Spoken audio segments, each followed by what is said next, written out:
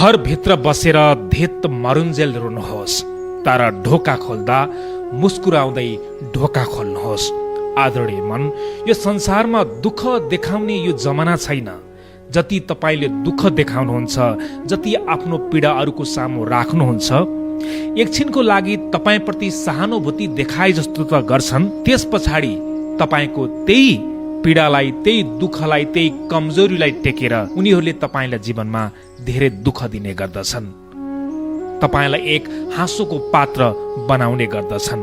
त्यसकारणले हरेक मान्छेको जीवनमा दुःख छ, हेर्नुहोस्, हरेक मान्छेको जीवनमा पीडा पनि छ।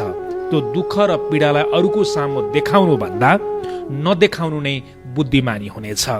रुन मन लाग्छ, मन कमजोर हुन्छ, कहिलेकाहीँ धुरु धुरु रुन मन लाग्छ, यो स्वाभाविक कुरा हो। त्यसकारणले घरभित्र बसेर दिल खोलेर रुनुहोस्, तर ढोका खोल्दा मुस्कुराउँदै ढोका खोल्नुहोस्।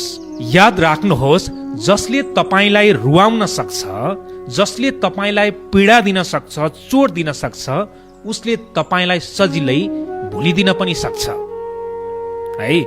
जसले भुल्न सक्दैन, जसले तपाईलाई बिर्सन सक्दैन भने तपाईलाई ती व्यक्तिहरूले कहिले पनि आँसु दिन सक्दैनन्, दुःख दिन सक्दैनन्, चोट दिन सक्दैनन्, पीडा दिन सक्दैन। म फेरि पनि तपाईलाई भन्छु, जसले तपाईलाई रुवाउन सक्छ, उसले तपाईलाई सजिलै भुलिदिन पनि सक्छ।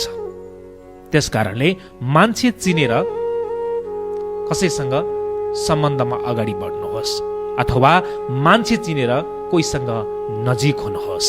हर कसैलाई सम्झाउन बुझाउन आफ्नो समय बर्बाद कहिले पनि नगर्नुहोस्। कसैलाई सम्झाउन बुझाउन त्यति सरल छैन, त्यति सजिलो छैन। स्वयं भगवान श्रीकृष्णले त दुर्योधनलाई सम्झाउन सक्नु भएन भने तपाईँ हामी त मानिस हो है। हामीले सबैलाई सम्झाएर अगाडि लान सकिन्छ, सबैलाई बुझाएर अगाडि लान सकिन्छ। उसलाई चाहिँ म जसरी सम्झाउँछु भनेर कतिपय ठाउँमा कतिपय व्यक्तिहरूसँग यो सम्भव नहुन सक्छ। त्यसकारणले म फेरि पनि तपाईँलाई भन्छु, हर कसैलाई है, कोही कोही व्यक्तिहरू त सम्झिन्छन् सजिलै तरिकाले, सबैलाई सम्झाउन सकिँदैन। मूर्खलाई सम्झाउन सकिन्छ, घमण्डीलाई सम्झाउन सकिन्छ, सकिँदैन नि। मैले हर कसैलाई भनेको छु है, सबैलाई भनेको छैन।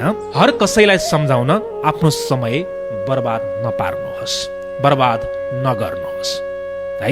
यो कुरा तपाईँलाई मन पर्यो भने शेयर पनि गर्नुहोस् है त।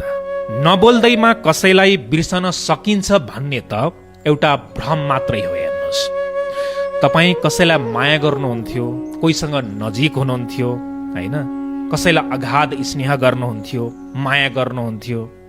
समय र परिस्थितिले उनीहरूबाट तपाईँ टाढा हुनुहुन्छ, अथवा समय र परिस्थितिले तपाईँलाई टाढा बनाइदियो, अथवा उनीहरूको जीवनमा अब तपाईँ हुनुहुन्न भने अब म उसलाई बिर्सिदिन्छु होइन, मलाई उसको याद आउँदैन भन्नु एउटा भ्रम मात्रै हो। आँखा चिम्लिँदैमा रात पर्छ र तपाईँले आँखा चिम्लिनु भयो, अब रात पर्यो त दिउँसो परेन नि होइन। त्यसकारणले यो कोसिस गर्नु पनि मूर्खता हो।